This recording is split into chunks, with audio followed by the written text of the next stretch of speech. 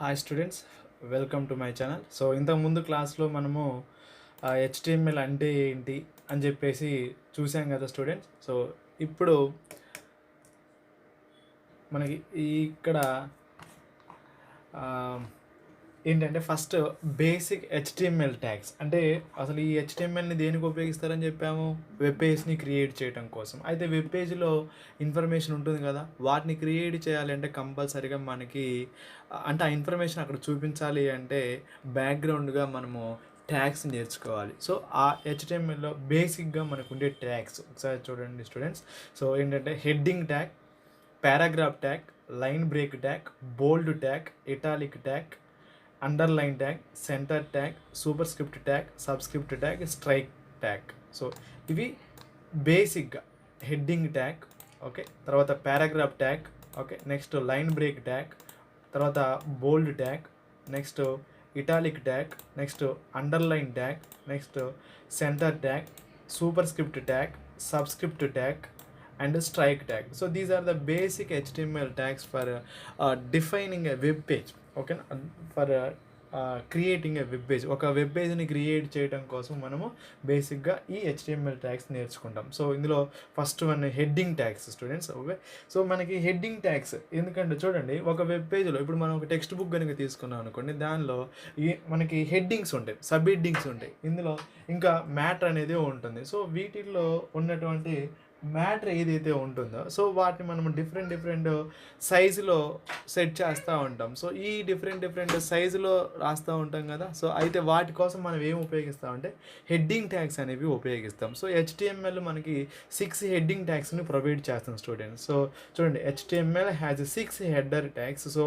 ఏంటంటే H1 నుంచి H6 వరకు, H1, H2, H3, H4, H5, H6. So ఏంటంటే హెడ్డింగ్స్ని మనము డిఫైన్ చేయడం కోసం ఈ హెడ్డింగ్ ట్యాగ్స్ను ఉపయోగిస్తాం. ఓకేనా. సో ఒక వెబ్ బ్రౌజర్లో మనం ఒక వెబ్ పేజ్ని ఓపెన్ చేసినప్పుడు మనం డిఫైన్ చేసే వెబ్ పేజ్లో హెడ్డింగ్స్ కనుక ఉంటే వాటిని హెడ్డింగ్ ట్యాగ్స్ తోటి డిఫైన్ చేస్తాం. సో ఇక్కడ చూడండి స్టూడెంట్స్, నేను మీకు టోటల్గా 6 హెడ్డింగ్ ట్యాగ్స్. సో ఇవి ఏంటంటే H1 నుంచి H6 వరకు హెడ్డింగ్ ట్యాగ్స్ ఉన్నాయి. సో H1 నుంచి H6 వరకు హెడ్డింగ్ ట్యాగ్స్ ఉన్నాయి. సో వాటిల్లో మనకి ఏమేమి ఉపయోగిస్తాం అంటే ఏ విధంగా ఉపయోగిస్తాం చూడండి. సో నాకు దగ్గర H1, సో దీనికి క్లోజింగ్ ట్యాగ్, H2 దీనికి క్లోజింగ్ ట్యాగ్, H3 దీనికి క్లోజింగ్ ట్యాగ్, H4 దీనికి క్లోజింగ్ ట్యాగ్, H5 దీనికి క్లోజింగ్ ట్యాగ్, H6 దీనికి క్లోజింగ్ ట్యాగ్. సో ఈ ట్యాగ్స్ని మనము చూడండి. సో నేను ఇక్కడ కాపీ చేస్తున్నాను. సో కాపీ చేయడం తెలుసు కదా, Ctrl+C. సో మీకు కాపీ అనే option. So note pad open చేసుకోండి. సో ఇక్కడ పేస్ట్ చేయండి. సో దీన్ని సేవ్ చేయండి. సో సేవ్ చూడండి, నేను వెబ్ పేజ్ ఫోల్డర్లో హెడ్డింగ్ ట్యాగ్ అని చెప్పేసి చెప్తాను, heading.html. సో తర్వాత సేవ్ యాజ్ టైప్లో ఆల్ ఫైల్స్ని క్లిక్ చేయండి. సేవ్ మీద క్లిక్ చేసిన తర్వాత దీన్ని మినిమైజ్ చేసుకోండి. సో దీన్ని మినిమైజ్ చేసుకున్న తర్వాత చూడండి, మీకు మై ఫస్ట్ పేజ్ ఇందాక చేసాం కదా, ఇది హెడ్డింగ్ ట్యాగ్. సో దీని మీద డబుల్ క్లిక్ ఇచ్చారనుకోండి, మీకు హెడ్డింగ్స్ సో చూడండి ఇక్కడ కనిపిస్తున్నాయా. సో ఇది H1, ఇది H2, ఇది H3, H4, H5, H6. So ఇవి మనకు ఉన్నటువంటి H1 నుంచి H6 హెడ్డింగ్ ట్యాగ్స్. ఓకేనా స్టూడెంట్స్. సో ఈ విధంగా హెడ్డింగ్ ట్యాగ్ ఉంటుంది. సో దాని తర్వాత చూడండి నెక్స్ట్ పారాగ్రాఫ్ ట్యాగ్. నెక్స్ట్ పారాగ్రాఫ్స్ని డిఫైన్ చేయడం కోసం మనం ఈ పారాగ్రాఫ్ ట్యాగ్ని ఉపయోగిస్తాం. సో P అనే ట్యాగ్ని ఉపయోగిస్తాం. ఓకేనా. సో P అనే ట్యాగ్ని మనము పారాగ్రాఫ్స్ని డిఫైన్ చేయడం కోసం ఉపయోగిస్తాము. సో ఈ పారాగ్రాఫ్స్ చూడండి, చాలామంది ఏదైనా నోట్స్ రాసేటప్పుడు వాళ్ళు లెఫ్ట్ సైడ్ రాస్తారు, రైట్ సైడ్ రాస్తారు, సెంటర్లో రాస్తూ ఉంటారు. సో ఇప్పుడు మనకి వెబ్ పేజ్ని డిఫైన్ చేసినప్పుడు మన టెక్స్ట్ ఏ విధంగా కనిపించాలి, లెఫ్ట్ సైడ్ కనిపించాలా, రైట్ సైడ్ కనిపించాలా, సెంటర్లో కనిపించాలా. సో అయితే దానికోసం మనము పారాగ్రాఫ్ ట్యాగ్ను ఉపయోగిస్తాం. సో ఈ పారాగ్రాఫ్ ట్యాగ్కి ఎలైన్ అనే ఒక అట్రిబ్యూట్ ఉంటుంది స్టూడెంట్స్. ఓకేనా. ఎలైన్ అట్రిబ్యూట్, ఒక ట్యాగ్కి ఎలైన్ అనే అట్రిబ్యూట్ ఉంటుంది. సో దాన్ని ఉపయోగిస్తాం. సో చూడండి, సో ఇది పారాగ్రాఫ్ ట్యాగ్. ఎలైన్లో వాల్యూస్ వచ్చేసి మనం ఏం చేస్తామంటే లెఫ్ట్, అదేవిధంగా సెంటర్, ఓకే.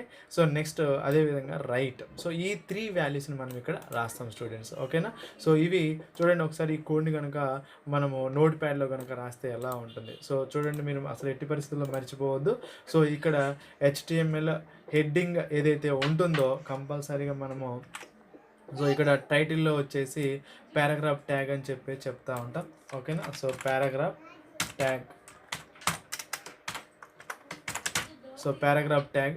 సో పారాగ్రాఫ్ ట్యాగ్ని రాసిన తర్వాత ఫైల్లో సేవ్ యాజ్, నేను ఇంతకుముందు చేసిన దాన్నే చేస్తున్నాను. సో సేవ్, సో దీన్ని క్లోజ్ చేసి ఒకసారి మనం ఇక్కడ పారాగ్రాఫ్ అని పెడతాము.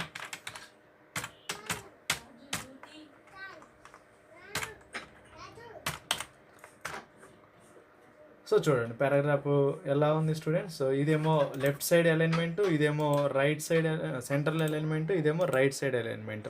ఓకేనా, కనిపిస్తుంది మీకు. ఓకేనా. So left, centre and right side. ఓకేనా. సో ఈ విధంగా పారాగ్రాఫ్ని మనం పారాగ్రాఫ్ని అలైన్ చేస్తూ ఉంటాం స్టూడెంట్స్. ఓకేనా. సో దాని తర్వాత line break. So line break అనేది దేనికి ఉపయోగిస్తారంటే, so to give break in between paragraph lines, లేదా టు రైట్ న్యూ లైన్. ఓకేనా, అంటే వేరే లైన్లో టెక్స్ట్ని రాయటం కోసం మనం దీన్ని ఉపయోగిస్తాం స్టూడెంట్స్. ఓకే. సో ఇక్కడ చూడండి మనం ఏం చేస్తున్నామంటే BR tag, break tag, line break tag అంటే బిఆర్ ట్యాగ్ అని చెప్పి చెప్తూ ఉంటాం స్టూడెంట్స్. ఓకేనా. సో ఇక్కడ చూడండి మీకు, okay, line break BR tag. So ఇది కోడ్. సో పారాగ్రాఫ్ దాంట్లో కొత్త లైన్గా రావాలి అంటే బిఆర్ ట్యాగ్ని ఉపయోగిస్తాం. సో ఎగ్జాంపుల్ మీకు కనిపిస్తూ ఉంటుంది చూడండి. సో దిస్ ఈజ్ అని చెప్పేసి నేను దిస్ ఈజ్ ఏ పారాగ్రాఫ్ అని చెప్పేసి రాస్తున్నా. సో దీనిలో నేను ఏం చేస్తున్నాను, బిఆర్ ట్యాగ్ను ఉపయోగిస్తున్నా. So new line. సో ఎక్కడ వరకు అయితే ఎక్కడైతే బిఆర్ ఇచ్చానో అది ఆటోమేటిక్గా న్యూ లైన్కి వచ్చేసింది. సో ఈజ్ ఏ పారా అని చెప్పేసి నెక్స్ట్ లైన్, గ్రాఫ్ అని చెప్పేసి నెక్స్ట్ లైన్లో. సో ఇది ఎలా సాధ్యమవుంది అంటే మనకి బిఆర్ ట్యాగ్ని ఉపయోగించి చేస్తాం స్టూడెంట్స్. ఓకేనా. సో దాని తర్వాత బోల్డ్ ట్యాగ్. సో బోల్డ్ ట్యాగ్ అనేది దేనికి ఉపయోగిస్తారంటే, సో మనము టెక్స్ట్ని బోల్డ్ ఫార్మాట్లో ఇవ్వటం కోసం. బోల్డ్ అంటే ఏంటి, థిక్గా. సో థిక్నెస్ ఫార్మాట్లో ఇవ్వటం కోసము. సో ఎప్పుడైతే మనము బోల్డ్ ఫార్మాట్లో ఇవ్వాలి అనుకుంటామో అక్కడ బోల్డ్ ట్యాగ్ని ఉపయోగిస్తాం. So B opened and B closed. So ఈ రెండింటి మధ్యలో రాసేటటువంటి టెక్స్ట్ ఏదైతే ఉందో అది బోల్డ్ ట్యాగ్ లాగా వర్క్ అవుతూ ఉంటుంది. Okay. So bold, so B open and B closed. So ఈ రెండింటి మధ్య రాసిన దాన్ని మనం ఏమంటాం అంటే బోల్డ్ ట్యాగ్ అని చెప్పి చెప్తూ ఉంటాం. ఓకేనా. సో చూడండి మనం రాసేటటువంటి టెక్స్ట్ బోల్డ్ ఫార్మాట్లో రావాలి అంటే కంపల్సరీగా బోల్డ్ ట్యాగ్ని ఉపయోగిస్తాం. సో నేను ఇక్కడ బోల్డ్ కోడ్ రాస్తున్నాను. సో నోట్ ప్యాడ్ ఓపెన్ చేసి, సో దానిలో చూడండి బోల్డ్ టెక్స్ట్ ఎగ్జాంపుల్ అని చెప్పేసి రాస్తూ ఉన్నాను. సో ఎప్పుడైతే నేను బీ ఓపెన్ బీ క్లోజ్ ట్యాగ్లో రాస్తానో అదే నాకు బోల్డ్ ఫార్మాట్లో వచ్చేస్తుంది ఫ్రెండ్స్. ఓకే.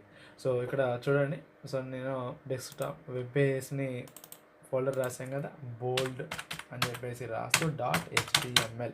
సో సేవ్ చేస్తూ ఉన్నాను. ఓకే. సేవ్ చేసి దీన్ని చూస్తూ ఉన్నాను. సో ఒకసారి దీని అవుట్పుట్ కనుక చూస్తే, సో బోల్డ్. సో చూడండి మనకి ఇక్కడ బోల్డ్ అని చెప్పేసి దీని వరకు మాత్రమే మనకి చూడండి బీ ట్యాగ్లో రాసాం కదా. సో అందుకనే ఇది వరకు మాత్రమే ఎలా వచ్చింది, బోల్డ్ ఫార్మాట్లో వచ్చేసింది. So this is about bold tag. ఓకేనా స్టూడెంట్స్. So next italic.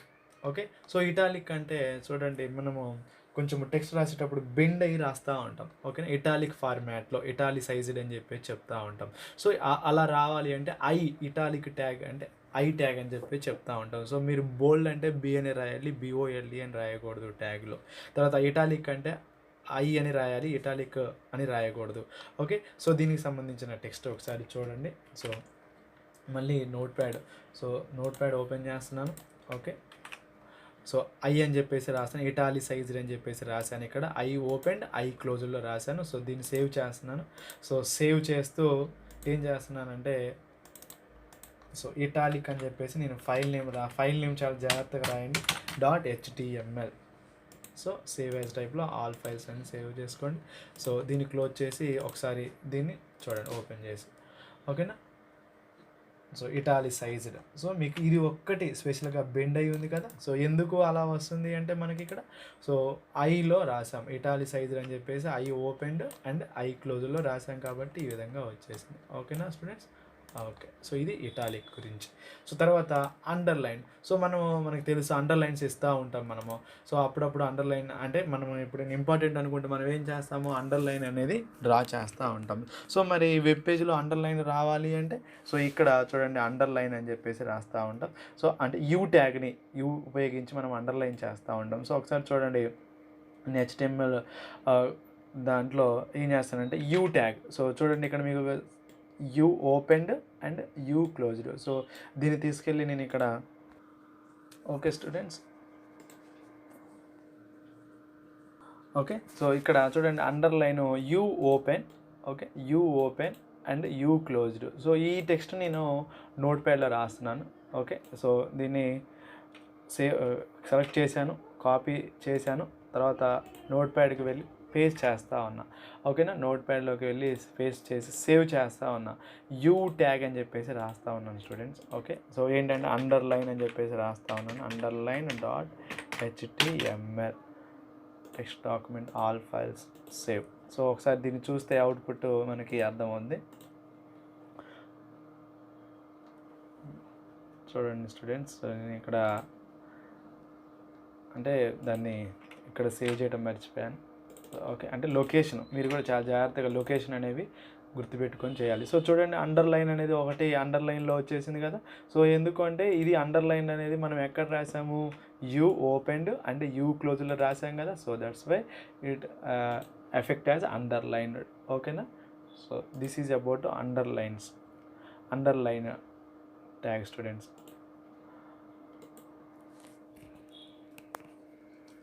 ఓకేనా స్టూడెంట్స్. సో నెక్స్ట్ ఇప్పుడు మిగిలిన 5 ట్యాగ్స్ కూడా నేను మీకు చెప్తాను. సో దయచేసి ఈ వీడియోని కంటిన్యూ చేస్తూ చూడండి. ఓకేనా. Thank you.